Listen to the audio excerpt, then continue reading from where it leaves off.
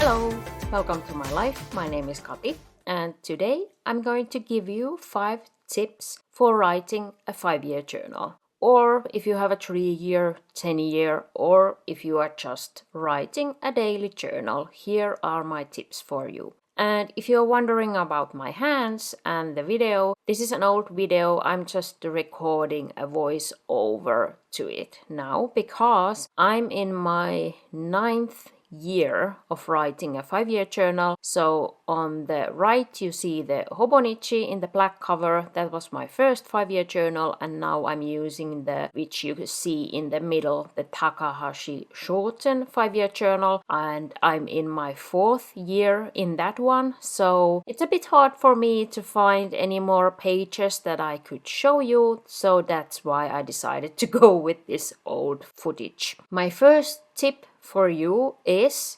start where you are. If you have a 5-year journal and you haven't started yet, I think today is the perfect day to start. I know it's hard if you have been like falling off or something, but just start where you are. That's the thing in anything. You can't start yesterday. You just can start today. My second tip to you is write every day.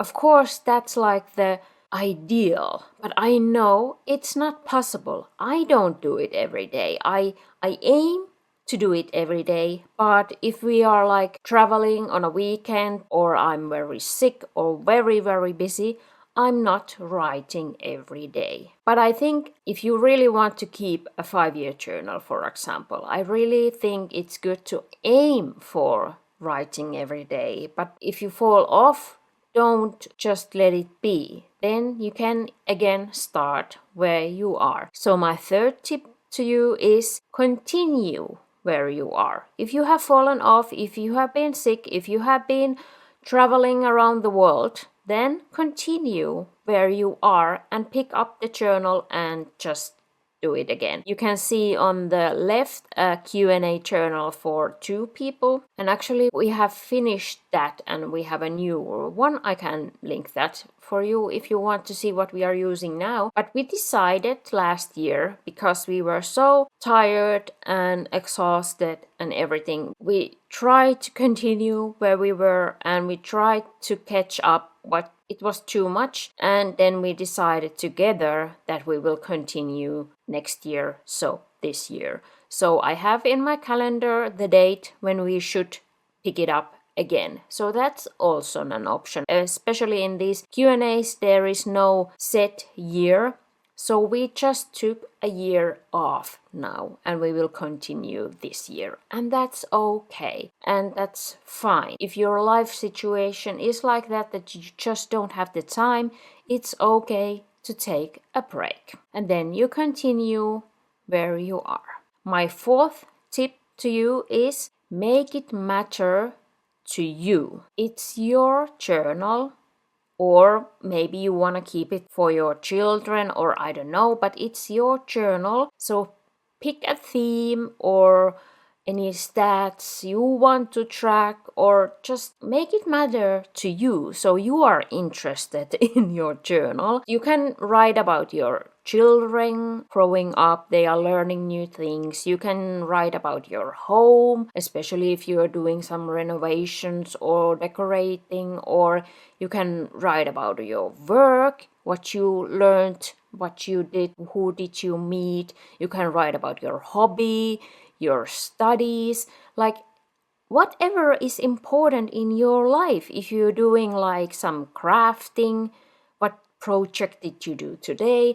There are endless options because there are endless things you can do in your life. So choose a theme that is interesting to you and which you want to read about in the future. And you would be interested in reading what happened a certain day in the past.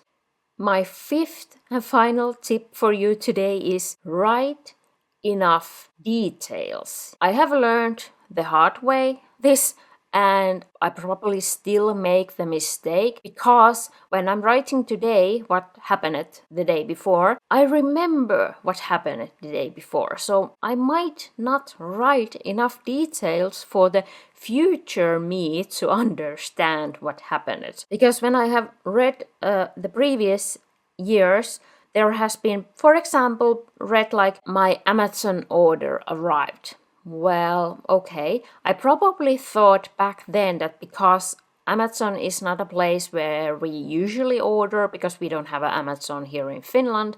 So I have been ordering from the States or Japan or Germany.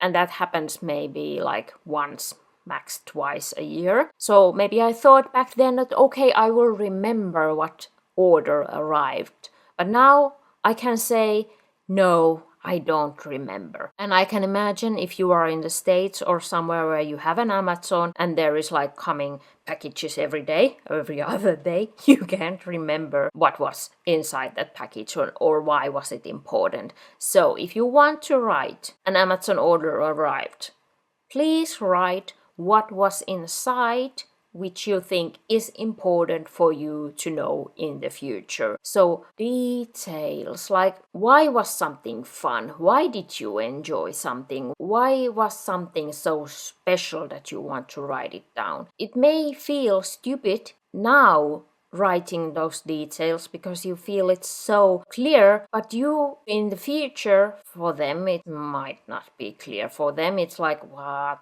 the are you writing about? I don't understand at all. Where did you work? What hobby are you talking about? What relative were you visiting and where? It's like details as much as you can fit. Of course, I have a 5-year journal that has just a few lines, so I can write about 1, 2, maybe 3 things per day. And if I'm adding details, it's not a lot of information, but that is just my tip for you. Write enough details. You will learn it in the future years when you read your previous year's input, like is there enough information for you to remember that, what you wrote about? So those were my 5 tips for you today. Start where you are, write every day, continue where you are, make it matter to you, and write enough details. I would love to hear if you have a 5-year journal or 3, 10, whatever. What are your tips for keeping that up? Are you tracking the weather or what do you write about in your multi-year journal? And what is your biggest lesson or learning how to keep it up? If you have any comments or questions, please leave them down below. And if you enjoyed this video, please give it a like and subscribe if you haven't subscribed yet. Thank you so much for watching. Have a nice day and I hope to see you down below in the comments and in my next video. Bye bye!